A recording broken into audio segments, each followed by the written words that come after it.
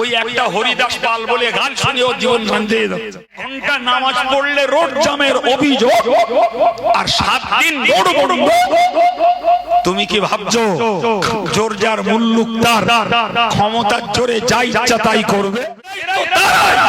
যারা আমার বান্দাদেরকে আমার কাবা তওয়াফ করতে দেবে না বলে এরা পথ অবরোধ করে দিয়েছে। একটা হরিদাস পাল বলে গান শুনে ওর জীবন শান্তি জি 1 ঘন্টার নামাজ পড়লে রোড জাম হয় আর 7 দিন রোড বন্ধ করে রাখলে রোড জাম হয় না। এটা কি? এটা কি কথা বলে না? এটা ক্ষমতার অপব্যবহার, জোর যার মুল্লুকতা। এটা সংবিধান নয়, এটা আইন নয়, এটা পদ্ধতি নয়। কথা বুঝতে পারেন? যারা মানুষের সমর্থনে নেতা হয় তাদের দাম অনেক বেশি হয়।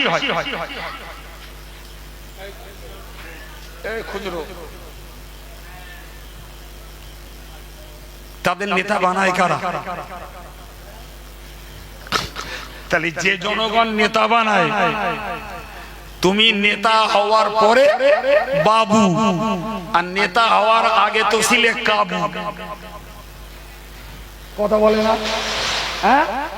তাহলে নেতা হওয়ার আগে কাবুগিরি করে করে নেতা হলে আর এখন সেই জনস্বার্থ বিরোধী কাজ করবে, তুমি নেতা হয়েছো তাই। কিন্তু বিচার করলে তো এটা দাঁড়াবে যে ওই নেতার তুলনায় এই জনগণের অধিকার আর সম্মান এদের বেশি। কেন? এরাই তোমাকে নেতা বানিয়ে পার্লামেন্টের অ্যাসেম্বলিতে পাঠায় নাকি? দিনের শেষে যারাই তোমাকে নেতা বানায় তারাই হয় লাঞ্ছিত আর বঞ্চিত আর পদদলিত আর নিষ্পেষিত, আর তুমি হও এখন সেব্য ঠাকুর মশাই। 1 ঘন্টা নামাজ পড়লে রোড জামের অভিযোগ আর 7 দিন রোড বন্ধ। তুমি কি ভাবছো জোর যার মুল্লুক তার ক্ষমতার জোরে যা ইচ্ছা তাই করবে? মনে রাখো পৃথিবী গতিশীল, কারোর জন্য এই পৃথিবী স্থায়ী কোনো বিধান দেয় না। আজকের নেতা কালকে নাগরিক, আজকের রাজা কালকে ফকির। আজকে তুমি শাস্তি দেবে, কালকে অপেক্ষা করতে হবে তোমাকেও শাস্তি পাওয়ার জন্য। এর নাম পৃথিবী। এ কারোর সঙ্গে স্থায়ী প্রেম করে না, এ কারোর সঙ্গে স্থায়ী ভালোবাসা করে না। ভুল বোঝা তো যে কথা বলছিলাম, আমার আল্লাহ বললেন ওগো নবী, ওরা চক্রান্ত করছে তোমাকে বন্দী করবে। আচ্ছা বলেন তো, আমরাই বলি, আমাদের জানা কথা, আল্লাহ নবীর এই নবী আল্লাহ পাকের নজরদারির বাইরে নয়, এবং নবী থেকেও নিখিল ব্যক্তিত্ব, শ্রেষ্ঠ, সম্মানিত, প্রিয়, ঘনিষ্ঠ আল্লাহর কাছে আর কেউ নাই। সেই নবীকে এরা বন্দী করবে, চক্রান্ত করছে। আল্লাহ ওই কথাটাকে কোরআনে কোট করলেন। আবার বললেন নবী, ওরা চক্রান্ত করছে তোমাকে হত্যা করবে। আবার বললেন নবী, ওরা চক্রান্ত করছে তোমাকে দেশ ছাড়া করবে। কার কথা বলছি? আমাদের মতন খুচরো কারুর কথা বলছি? এই কথা তো কোরআনে উল্লিখিত হয়েছে আমার নবীর ব্যাপারে। আল্লাহ পাক কোরআনে বললেন ওয়ায়াকুরুনা ওয়ায়াকুরুল্লাহ। প্রিয় ভাইরা আমার, আমি বাইহাট আপনাদেরকে রিকোয়েস্ট করব, বিশ্বাস করুন, যে যেটা পাচ্ছে করতে দেন, কিন্তু আপনার বিশ্বাসটাকে আপনি মজবুত করুন। আল্লাহ বলছেন তারা চক্রান্ত করে আর আল্লাহ তাদের চক্রান্তকে ভেস্তে দেন।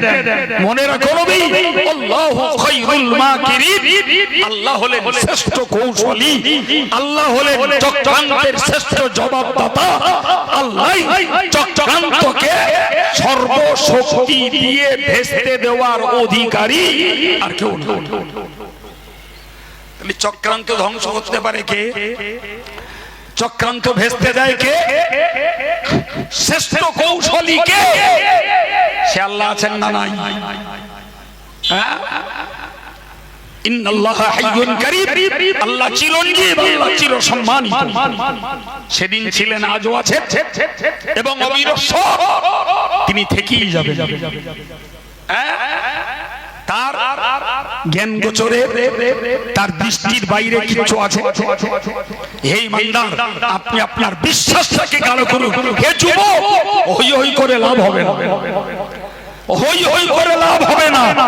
নিজের বিশ্বাসটাকে দৃঢ় করুন যে আমরা যত চক্রান্তের শিকার হই, আমরা যত নিষ্পেষিত আর নির্যাতিত হই, নিশ্চিত বিশ্বাস তৈরি করুন যে আল্লাহ আছেন, যিনি শ্রেষ্ঠ কৌশলী এবং সকল চক্রান্তকারীদের চক্রান্তকে ভেস্তে দেওয়ার একমাত্র অধিপতি, অধিকারী আল্লাহ।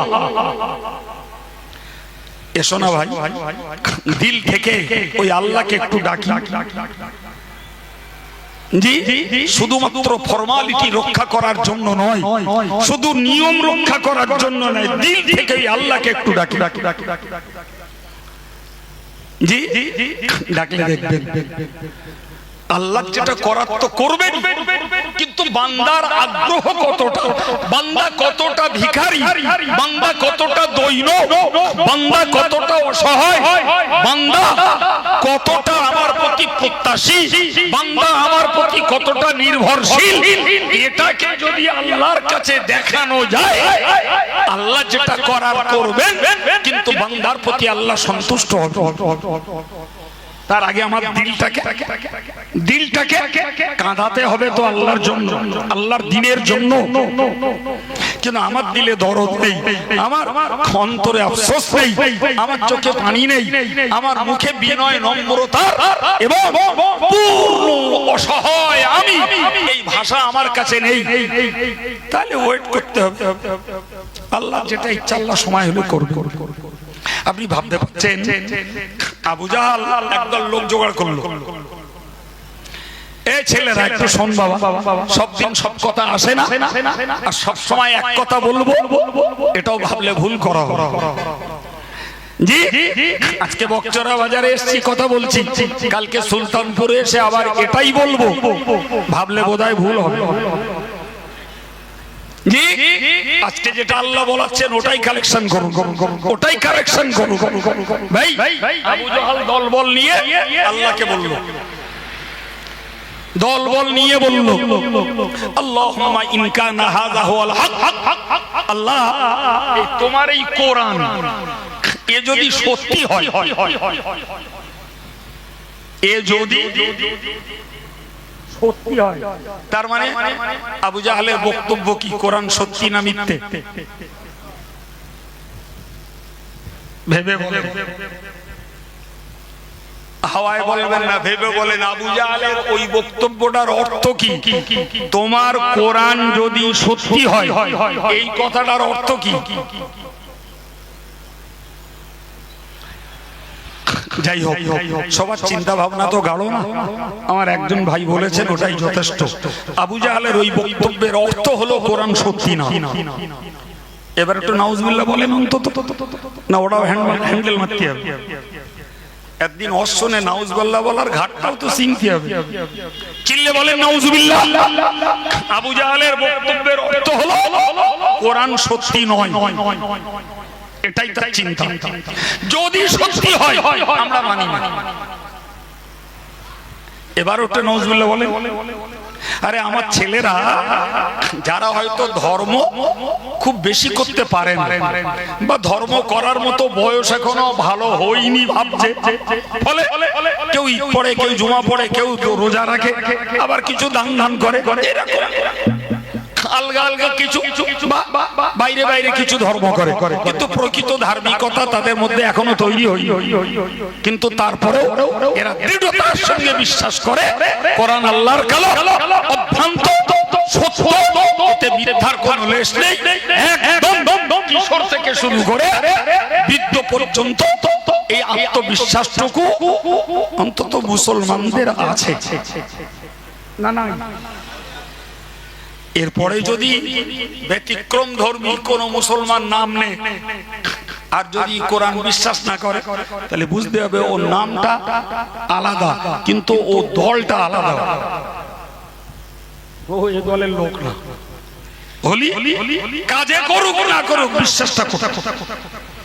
আবু জাহাল বলল, কোরআন যদি সত্যি হয় আমরা মানি না, তো বিনিময়ে ফামতির আলাইনা হিজারাতাম মিনাস সামা, আল্লাহ আসমান থেকে পাথর বর্ষণ করো, আমাদের ঘাড়ে সব পাথর পড়ুক। ভাই 10 গ্রাম 20 গ্রামের শিল পড়লি মদ্দা লোকগুলো দৌড়ে কোন আশ্রয়ে চলে যায় না? যায় না। 10 গ্রাম 20 গ্রাম পড়লি চালের তলায়, ছাদের তলায়, যাতে টাকে একটা না পড়ে। আর আবু জাহাল চ্যালেঞ্জ করে বলছে, আল্লাহ তোমার কোরআন যদি সত্যি হয় মানি না, বিনিময়ে তুমি আসমান থেকে পাথর বর্ষণ করো, অথবা যন্ত্রণাদায়ক কোন শাস্তি দাও। আল্লাহ শাস্তিও দিলেন না আর পাথরও বর্ষণ হলো না। আচ্ছা, দৌরত্বদের এই দাদাগিরি বাড়বে না? কমবে? বাড়বে না? জি, আমার দেশের নমরুদ, ফেরাউন, হামান যে কটা তৈরি হয়েছে, এরা দেখে যাচ্ছে স্টিম রোলার চালিয়ে যাচ্ছে এক নাগাড়ে। জি, কোথাও মসজিদ বন্ধ, কোথাও মুসলমানদের মারা, কোথাও মাদ্রাসা বন্ধ, কোথাও মুসলমানদের সম্পত্তির উপরে হস্তক্ষেপ, কোথাও পার্সোনাল লর উপরে হস্তক্ষেপ, সব তো চালিয়ে যাচ্ছে, কিচ্ছু তো হয়। দাদাগিরি, মাতব্বরি, দৌরাত্ম সব তো ভালোই চলে যাচ্ছে, কিচ্ছু তো হয় না। তার মানে এরা প্রকাশ্য বলে না, কেটা গালি দিচ্ছে, কেটা মারতেছে, কেটা নাগরিকত্ব কেড়ে নিচ্ছে, কেটা আজান দিন দেবে না, কেটা নামাজ পড়তে বাধা দেবে, জি কেটা মুসলমান হকার বলে তার রাস্তায় ফেলে, গলিতে ফেলে মার্ডার করে দেবে। আচ্ছা, যতটা পাচ্ছে করতে থাক, কোনোটাই তো আল্লাহর নজরের বাইরে নয়।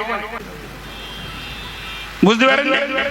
এই জন্য প্রকাশ্য খুব একটা বলে না, কিন্তু ভিতরে ভিতরে আছে তোর বাদ দিদি, ওরাই আল্লাহ আল্লাহ করে, তো ওসব কিচ্ছু না। ওই কোরআন কোরআন বলে, ওরও কোনো হকিকত নেই, চিল্লে বলে নাউজুবিল্লাহ। জি, আচ্ছা ভাই, এদের কথাটা থাক। ওই যুগের আবু জাহাল যা বললো স্পষ্ট, জি নবীর সামনে আল্লাহ না দিলেন পাথর বর্ষণ, না করলেন পাথর বর্ষণ, আর না দিলেন আযাব। ওরা তখন 3 হাত দিয়ে বগল বাজাতে লাগলো। দেখেছিস আমরা যা বললাম, কোরআন যদি সত্যি হতো তাহলে আমাদের উপরে অবশ্যই পাথর বর্ষণ হতো, হয়নি। কেউ না বুঝলেও আমার নবী বুঝলেন, নবীর মনটা খারাপ হয়ে গেল। আল্লাহ, এরা এত অত্যাচারী, তোমার দ্বীনের দুশমন, তাওহীদের দুশমন, তোমার নবীর দুশমন, আল্লাহ এরা কোরআনের দুশমন, তারপরেও তুমি এদেরকে পাথর বর্ষণ করলে না, আর যন্ত্রণাদায়ক শাস্তিও দিলে না, তাহলে এদের দৌরাত্ম্য আরো বেড়ে যাবে। আমার নবীর দিলের মালিক আল্লাহ বুঝে নিলেন নবীর দিলে কি উদয় হচ্ছে। আমার আল্লাহ বললেন, নবীরে তুমি কি ভাবছো ওরা শাস্তির উপযুক্ত আজকে হয়েছে? এ নবী, তুমি কি ভাবছো ওরা এই কথা বলার জন্য আজকের ওরা দোষী? না গো নবী, ওদের দোষ আরো আগে হয়ে আছে। কি সেটা? ওমা লাহুম আল্লা ইউআযিবাহুমুল্লাহু ওয়া হুম ইয়াসুদ্দুনা আনিল মাসজিদিল হারাম। ও নবী, এরাই তো তারাই যারা আমার বান্দাদেরকে আমার কাবায় নামাজ পড়তে দেয়। আমার কাবাতে নামাজ পড়তে গেলে এরা বিঘ্ন ঘটাবার জন্য হাততালি দিয়ে বিকট আওয়াজ করিয়েছে, আর গালে সিটি বাজিয়ে বিচিত্র আওয়াজ করে নামাজীদের নামাজ করার চেষ্টা করেছে এরা তারা, এরাই তো তারা যারা আমার বান্দাদেরকে আমার কাবা তওয়াফ করতে দেবে না বলে এরা পথ অবরোধ করে দিয়েছে। এরাই তারা। তাহলে যারা কাবা তওয়াফ করতে দেবে না পথ অবরোধ করিয়েছে, যারা কাবায় নামাজ পড়তে দেবে না আমার বান্দাদেরকে বাধা সৃষ্টি করেছে, যারা কোন অবস্থাতে নামাজ পড়তে ঢুকেছে তাদের নামাজটা নষ্ট করার জন্য গালে শীষ বাজিয়ে আর হাতে তালি দিয়ে বিকট আওয়াজ করে নামাজের মনগুলোকে চঞ্চল করে তোলার চেষ্টা করেছে এরা তারাই। তাহলে এই অপরাধের জন্য ওরা শাস্তির উপযুক্ত হয়ে আছে। আজকে না, আজকে না, সেদিনও আমি শাস্তি দেইনি, আর আজকেও এত বড় কথা বললো তাও আমি শাস্তি দিলাম না। নবী তুমি অন্য কিছু ভেবো না, শুধু একটাই কথা মনে রাখো, মা কানা আল্লাহু লিউআযিবাহুম ওয়া আনতা ফীহিম। আমি আল্লাহর নিয়ম হলো নবীরে তুমি যে জাতির মাঝে আছো তোমার সামনে তোমার সম্প্রদায় তোমার সামনে তোমার উম্মতে দাওয়াতকে আমি আল্লাহ ধ্বংস করে দেব, এটা আমি আল্লাহ আমার জন্য সমীচীন মনে করি না। সহজ কথায় তোমার জন্য ওরা বেঁচে আছে, তোমার জন্য ওরা সুস্থ আছে, তোমার জন্য আমার গজব থেকে ওরা রক্ষা পেয়ে আছে, তোমার কারণে পাথর বর্ষণ করে আমি আল্লাহ ওদের ধ্বংস করিনি, তোমার জন্যই আমি যন্ত্রণাদায়ক শাস্তি দিয়ে ওদেরকে নিশ্চিহ্ন করে দেইনি তোমার মর্যাদার খাতিরে। একবার জোরে বলবেন সুবহানাল্লাহ। প্রিয় ভাই, তাহলে আজকের আবু জাহালের ছানাপোনা যারা, আজকের আবু জাহালের ভাইরা ভাই আর চাচতো ভাই আর মামাতো ভাই যারা, আজকের আবু জাহালদের অনুসারী যারা, এরাও যদি ভাবে আমরা যা ইচ্ছা তাই করছি, না আমাদের উপরে গজব, না প্রাকৃতিক দুর্যোগ, না আসছে ভূমিকম্প, না পড়ছে আমাদের উপরে শিলাবৃষ্টি, না কোনো যন্ত্রণাদায়ক শাস্তি, এই মুসলমানরা যা করে এসব ঠিক না। মনে রাখবে নবীর মর্যাদার খাতিরে আবু জাহালরা যদি তাৎক্ষণিকভাবে বেঁচে গিয়ে থাকে, আজকের যুগের আবু জাহাল, আবু লাহাব, নমরুদ, ফিরাউন আর হামান আর সাদ্দাদরা এরা খোদাই বিপর্যয় আর গজব থেকে যতটুকু আত্মরক্ষা পাচ্ছে এটা যেমন মাটির উপরে রয়েছে প্রচুর পরিমাণে প্রকৃত আল্লাহওয়ালা দিনদার আল্লাহ প্রেমের সাধক আর পাগল, তেমন মাটির নিচে রয়েছে হাজার হাজার অমর ওলিরা।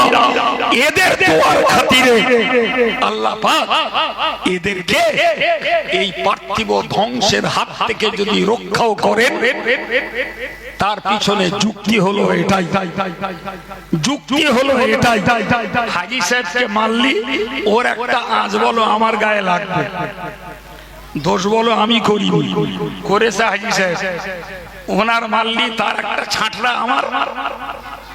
কথা বলেন, কথা বলেন, লাগবে না, লাগবে না।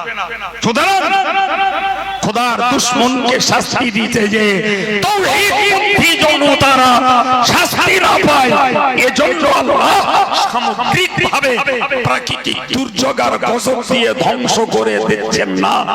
কিন্তু মনে রাখতে হবে পার্সোনাল পরিণতি, ব্যক্তিগত পরিণতি ভোগ করাই লাগবে, এবং আমরা বিশ্বাসী আমরা হব জান্নাতি আর তারা হবে জাহান্নামী। ফলে আপনার সেই কঠিন অপ্রতিরোধ্য শাস্তি তো তাদের জন্য অপেক্ষা করছে। আর ইমানদার মুসলমান আল্লাহর দ্বীনের গোলাম, দ্বীনের পথের পথিক, যুবক, মাঝবয়সী আর প্রবীণ যেই হোক, একদিকে আল্লাহর হক আদায়ে যেমন তৎপর, আর একদিকে বান্দার হক রক্ষা করতে, মানব অধিকার মানুষকে পাইয়ে দিতে যারা চেষ্টা করে যাচ্ছে, এদের সাময়িক কষ্ট কিন্তু মৃত্যুর পরে এদের প্রত্যাশিত জান্নাত এদের জন্য অপেক্ষা করছে। এই বিশ্বাস রাখবেন না রাখবেন? জোরে বলে। প্রিয় ভাই আমার, মনে রাখার দরকার।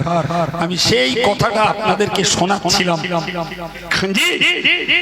পেটে খাবার নেই, কাছে আত্মরক্ষার অস্ত্র নেই, ওদিকে পায়ের নিচে মাটি কাঁপছে, শত্রুর খাড়া মাথার উপরে বলি ফেললো মাতা নাসরুল্লাহ। কখন পাবো আল্লাহর সাহায্য? আমার আল্লাহ বললেন, আলা ইন্না নাসরাল্লাহি করিব। হে আমার বান্দারা, সতর্কতার সঙ্গে শোনো, আল্লাহর সাহায্য কাছাকাছি। তোমাকে আর একটু পরীক্ষা দেওয়া লাগবে, আর একটু পরীক্ষা তোমার দেওয়া লাগবে, আর একটু ধৈর্য তোমার ধরা লাগবে, সহনশীল আর একটু হতে হবে। আমি আল্লাহর কাছে আর একটু দ্বারস্থ হতে হবে। তোমাকে অসহিষ্ণু হওয়া চলবে না। তুমি আবেগ বসে কিছু করতে যেও না। তুমি ধৈর্যের পরিচয় দাও। নিশ্চিত মনে রাখো, তোমার জন্য আল্লাহর সাহায্য অপেক্ষা করছে। তবে তুমি কতটা ধৈর্যশীল, তুমি কতটা প্রত্যাশী, তুমি আমার কাছে কতটা অসহায়তা পেশ করতে পারো, ওটা আমি আল্লাহ দেখে নেব। দেখে তবে তোমায় সাহায্য করব। প্রিয় ভাই, আমি আপনাকে বলবো, নিশ্চিত হযরত নবী ইউনূস আলাইহিস সালামকে যখন সাগরে নিক্ষেপ করা হলো, রাতের আধার পানির আধার খেয়ে নিল মাছে, মাছের পেটের আধার। তিন অন্ধকারের ভিতরে নবী ইউনূস। কড়া অন্ধকার, জোরে বলেন কড়া।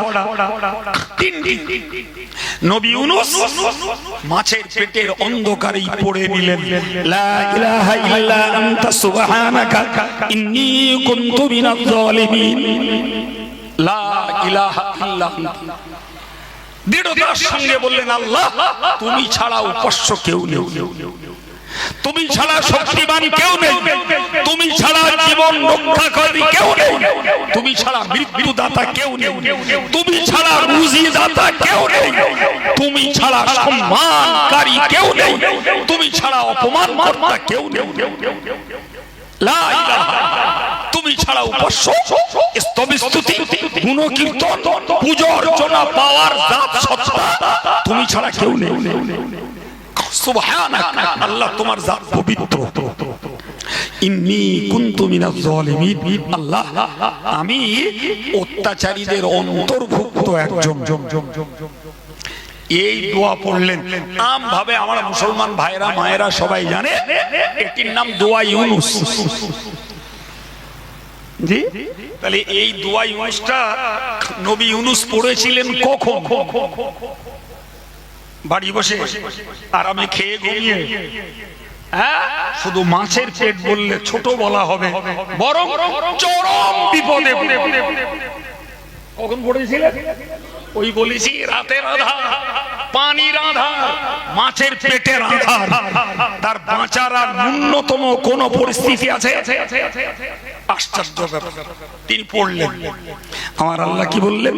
ফালাউলা আন্নাহু কানা মিনাল মুসাব্বিহিন লালাবিসা ফি বাতনিহি ইলা ইয়াউমি ইউবাসুন। একদম স্পষ্ট কথা আল্লাহ বললেন, যদি নবী ইউনূস মাছের পেটে এই তাসবিহ, এই দোয়া, এই কালাম তিনি না পড়তেন, তাহলে নবী ইউনূস মাছের পেটে থেকে যেত কিয়ামত পর্যন্ত। কিন্তু 40 দিনের বেশি মাছের পেটে আল্লাহ তাকে রাখেননি, আবার মেরেও রাখেননি, জীবন্ত রেখেছেন। সুবহানাল্লাহ। কিসের বিনিময়? জোরে বলেন, কিসের বিনিময়? আমার যুবকেরা বলি আর মায়েরা বলি, জি এরাও বলো, এ দোয়া অনেকে জানে, না জানলেও একটু মন দিলে জেনেও যাবে। আর নামাজি মুসল্লিদের তো জানা থাকা উচিত। তাহলে নবী ইউনূস এ দোয়া ব্যবহার করলেন, চরম বিপর্যয়। আমাদের জীবনে ওরকম বিপর্যয় আসেনি, ফলে আমাদের পড়াও লাগে না। না কি বলতেছেন? এসে গেছে কি জানি, আমি তো বুঝতে পারতেছি না। জি, আচ্ছা সত্যি যদি মনে করেন এরকম বিপর্যয় এসে গেছে, জি দিল থেকে, এর থেকে কত বাড়বে না বাড়বে ও পরিসংখ্যান নিয়ে লাভ নেই। দিল থেকে এই দোয়া পড়ার নিয়ত করবেন। একটু জোরে বলেন, যুবকরা বল বাবা একটু ইনশাআল্লাহ। এ দোয়া মায়েদেরকেও শেখাতে হবে। জি, আমার আল্লাহ বলেছে সম্মানদা ফাস্তাজাবনা লাহু ওয়া নাজাইনাহু। নবী ইউনূস যখন ওই দোয়া পড়েছিলেন, আমি আল্লাহ তাকে নাজাত দিয়েছিলাম, এবং আপ্তু কিয়ামত আমি আল্লাহর ঘোষণা, আমি আল্লাহর ওয়াদা। ওয়া কাযালিকা নুনজিল মুমিনিন। ওরে ঈমানদার, তুমি যদি ওই দোয়া ব্যবহার করো, তোমাকেও সকল শত্রুর হাত থেকে আমি আল্লাহ সকল বিপদ থেকে তোমাকেও নাজাত দান করব। বিশ্বাসটা বাড়াতে হবে না? মাথা থেকে সব ঝেড়ে ফেলতে। কেডা গালি দিচ্ছে, কেডা মারতেছে, কেডা নাগরিকত্ব কেড়ে নিচ্ছে, কেডা আজান দিন দেবে না, কেডা নামাজ পড়তে বাধা দেবে, জি কেডা মুসলমান হকার বলে তারে রাস্তায় ফেলে গলিতে ফেলে মার্ডার করে দেবে। আচ্ছা যতটা পাচ্ছে করতে থাক, কোনোটাই তো আল্লাহর নজরের বাইরে নয়, সব তো আল্লাহ দেখে রাখছে। হ্যাঁ না বলে, তাহলে আমি অন্তত আলহামদুলিল্লাহ আমি সুস্থ আছি, আমার পরিবার নিয়ে আছি, আমি অন্তত ওই আল্লাহর সঙ্গে একটু সম্পর্কটা গাঢ় করি, ওই আল্লাহর কাছে একটু দ্বারস্থ হই, ওই আল্লাহর রহমতের প্রতি, নিয়ামতের প্রতি আর একটু মন বেশি করে দেই, তাহলে আশা করা যায় আল্লাহর ওয়াদা আল্লাহ আমাদের জন্য সত্যে পরিণত করে দেখাবেন। ওয়াকাযালিকা নুনজিল মুমিনিন, আমি আল্লাহ ঈমানদারদেরকেও নাজাত দান করব। সম্মানিত ভাইরা, আজকের বক্তার আর বাজারিস্ত ব্যবসায়ী ভাই এবং পার্শ্বস্থ ভাইদের উদ্যোগে আর সহযোগিতায় এই আলোচনার মজলিস পবিত্র মুহররম উপলক্ষে আয়োজিত। জি, দোয়া সবরিস্তানি হবে। আমার আগের বক্তারা তারা আশুরার বা মুহররম সম্পর্কিত কথা আপনাদেরকে শুনিয়েছেন। আমি সম্পর্কটা টাচ রেখেছি এইটুকুই যে দুর্বলের প্রতি সবলের অত্যাচার। এই বলেছিলাম না বলিনি? দুর্বলের প্রতি সবলের অত্যাচার, এই একই শিকার হয়েছেন ইমাম হোসেন। জি দেশ জুড়ে দেখতেই পাচ্ছি সংখ্যালঘুর উপরে সংখ্যাগুরুদের অত্যাচার, ক্ষমতাসীনদের দুর্ব্যবহার, অবিচার আর অত্যাচার আর অনাচার চলছে জোরজার মুল্লুকতার। কিন্তু সব ক্ষমতাসীনের উপরে আমার আল্লাহর ক্ষমতা আছে না নাই? ওই বিশ্বাসটাকে গাঢ় করি বেশি করে, আর একটু দোয়া ইউনূস আমরাও পড়ি, মায়েদেরকেও পড়তে দিই। জি, কি চলছে আর কি হতে যাবে সব ভবিষ্যৎ আল্লাহর কাছে, আমরা আমাদের কাজটা করি। বাবা আমার দাবিটা খুব অন্যায় হলো, ব্রেনটাকে ক্লিয়ার করুন, অধৈর্য হব না, মিটিং মিছিল করে আমরা দায়িত্ব শেষ করেছি ভাববো না। আমরা কোথাও ধৈর্য হারা হলেই ঠকতে হবে। ধৈর্য রেখে কাজ করি আর আল্লাহর সাহায্য বেশি করে কামনা করতে শিখি। যারা আল্লাহর সাহায্যকে কেয়ার করে না, ডোন্ট কেয়ার ভাবে, তারা তাদের জায়গায় থাকে। কিন্তু আমরা তো তা না, আমরা আল্লাহর সাহায্যকে মূল্য দেই, গুরুত্ব দেই, বিশ্বাস করি, ভরসা করি। সেই আল্লাহর সাহায্যের ভিখারিটা একটু বেশি হই না বাবা। আল্লাহ আমাদের বুঝতে তৌফিক দেন, বলুন আমিন। আসুন প্রিয় নবীর প্রতি সালাম। ইয়া নবী,